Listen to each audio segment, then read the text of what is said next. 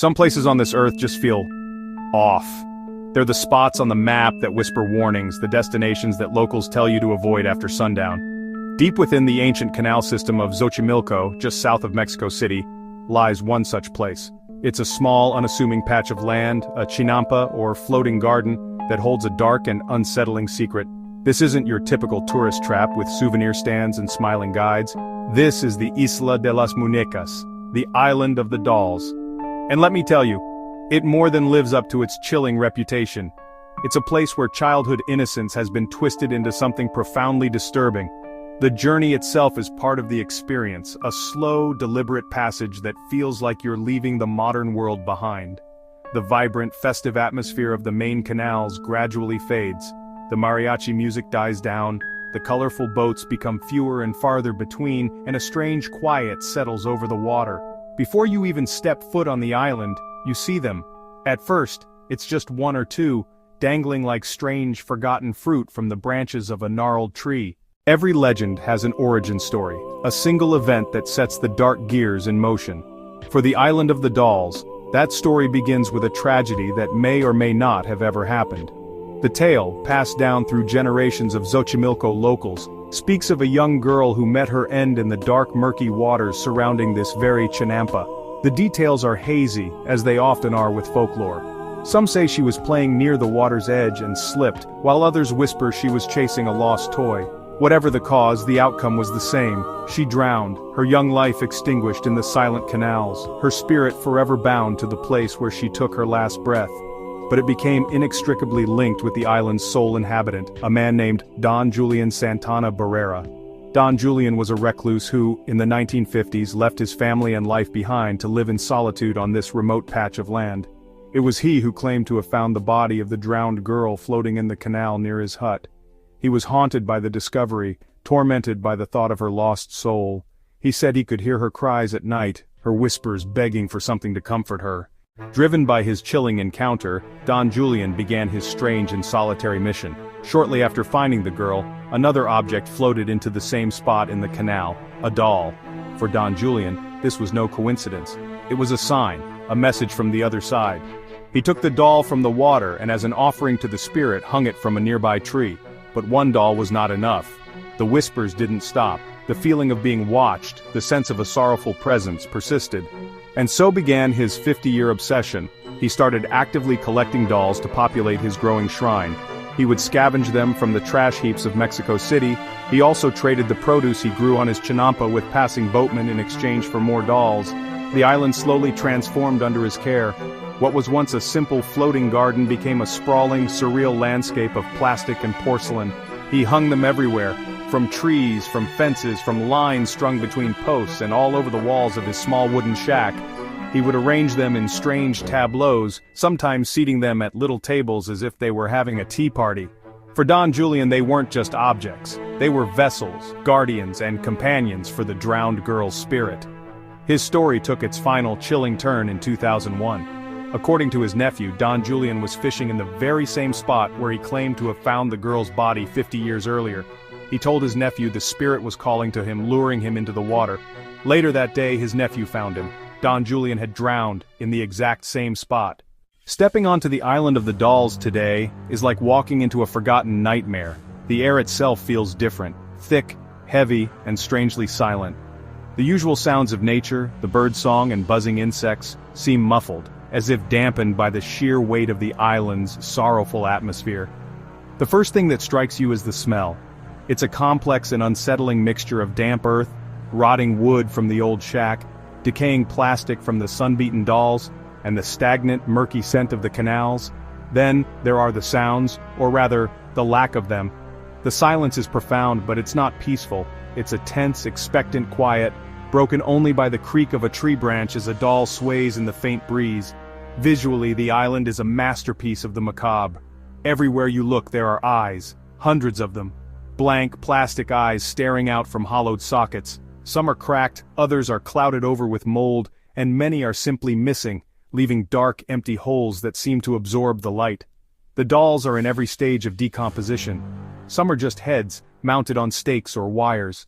The most common and honestly unnerving experience reported by visitors to the Isla de las Muñecas is the distinct and terrifying sensation of being watched.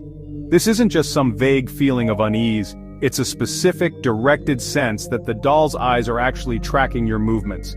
People will walk down a path, turn back and swear that a doll that was looking straight ahead is now angled just a little bit towards them. One of the most famous dolls on the island is known as La Agustinita.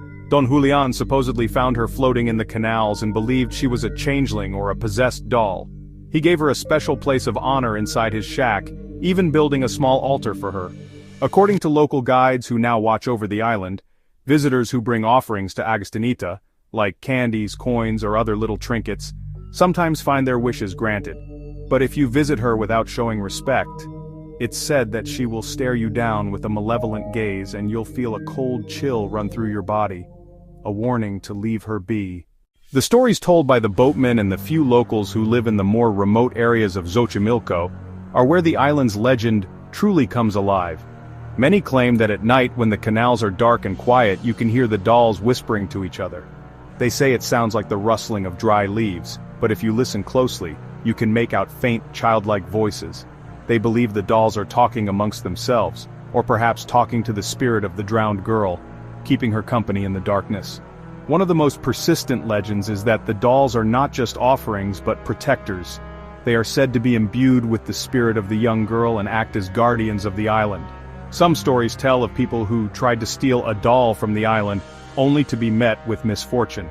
They speak of sudden illnesses, unexplained accidents, or a string of terrible luck that only ceases when the doll is returned to its rightful place. These legends have been amplified by modern paranormal investigators and ghost hunters who visit the island. They've recorded electronic voice phenomena that sound like a little girl's voice saying, "I want my doll," or "I'm here." They've captured video of dolls seemingly moving on their own in windless conditions. While this evidence is debated, it adds another layer to the island's mythology, fueling the belief that something truly unexplainable is happening on this small, isolated patch of land in the middle of the ancient canals. When you peel back the layers of ghost stories and supernatural claims, what are the hard facts we know about the island of the dolls? The central verifiable truth is the existence of Don Julian Santana Barrera. He was a real person who, for reasons of his own, chose to abandon mainstream society. It is also a fact that he collected and hung thousands of dolls all over the island, creating the bizarre spectacle we see today. However, the event that started it all, the drowning of the little girl, is much harder to verify. There are no official records, no newspaper articles, and no police reports from the 1950s that confirm the death of a young girl in that specific area of Xochimilco. Many people, including members of Don Julian's own family, believe that he may have imagined the entire incident. They suggest that the lonely and isolated man, perhaps struggling with his own personal demons, fabricated the story of the girl to give his reclusive life a sense of purpose and meaning. He created a world for himself, a kingdom where he was the sole ruler and the dolls were his subjects. Yet, even if the girl was a figment of his imagination, that doesn't fully dispel the island's chilling aura. Beyond the ghosts and legends, there are powerful psychological and scientific principles at play on the island of the dolls that can explain why it is so profoundly creepy. Our brains are hardwired to recognize faces, a phenomenon known as pareidolia. We see faces in clouds, in wood grain, and in the patterns on toast. The island exploits this instinct on a massive scale. You are surrounded by thousands of humanoid figures, and your brain is constantly trying to read their expressions. However, because the dolls are broken, dirty, and distorted, they fall into what is known as the uncanny valley. They look almost human, but something is just not right, triggering a deep-seated sense of revulsion and fear. The environment itself is a masterclass in creating psychological distress. The isolation of the island, the 2-hour boat ride to get there, primes visitors for a strange experience. There are also simple, physical explanations for some of the island's most famous phenomena. The reports of dolls moving or turning their heads can often be attributed to the wind. The whispers people hear could be the wind whistling through the hollow bodies of the dolls or rustling the leaves of the dense trees. Even the chilling EVPs captured by paranormal investigators can be questioned. The phenomenon of audio pareidolia is when our brain interprets random noise, like radio static or white noise, as coherent words. The true power of the island may lie not in its ghosts, but in its incredible ability to manipulate our own psychology of fear. So, what is the truth of the Isla de las Muñecas? Is it a haunted memorial, forever watched over by the lonely spirit of a drowned child and the thousands of doll guardians left to comfort her? Is it the final tragic monument to one man's descent into madness, a physical manifestation of a mind consumed by isolation and delusion? Or is it simply a masterwork of unintentional folk art, a place where our own psychology and the power of suggestion create a fear that is very real, even if the ghosts are not? The beauty of the island is that it offers no easy answers, leaving the door wide open for belief and skepticism to coexist. We know Don Julian lived, collected dolls, and died there. Everything else is shrouded in the murky waters of the canal and the mists of time. Ultimately, the island of the dolls is a deeply personal experience. It holds up a mirror to whatever you bring with you. The only way to truly understand its pull is to go there yourself. To take that long, quiet boat ride through the ancient canals, to step onto its muddy shores and to stand among the silent watching army of the dolls. The island keeps its secrets well. It doesn't offer them up freely. It just waits, silently, for the next visitor to come and decide for themselves. The question is, are you brave enough to accept the invitation?